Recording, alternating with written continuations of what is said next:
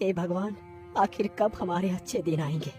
हमारे पिता इतनी मेहनत करते हैं, दूसरे के खेत में काम कर कर के हमारी जरूरतों को पूरा करते हैं।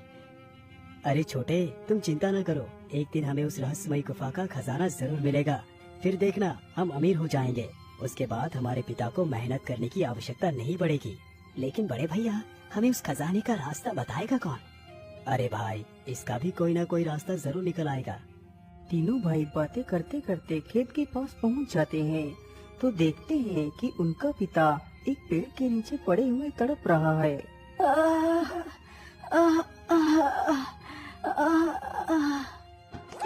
अरे पिताजी, आपको क्या हुआ?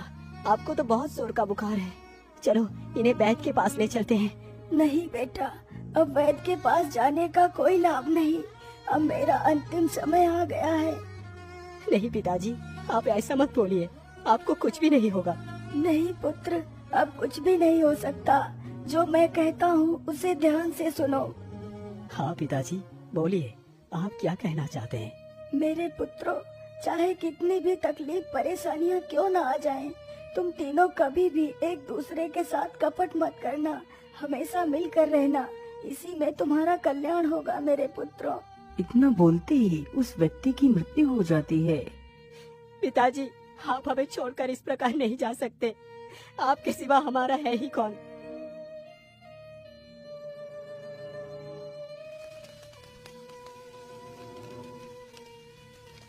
फिर वह तीनों अपने पिता का अंतिम संस्कार करते हैं।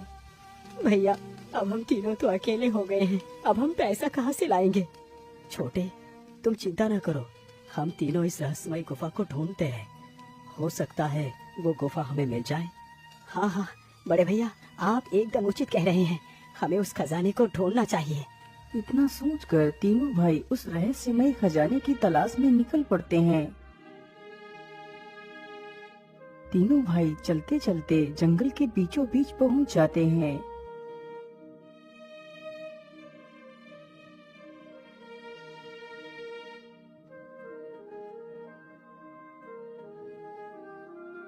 अरे भैया, ये जंगल के बीच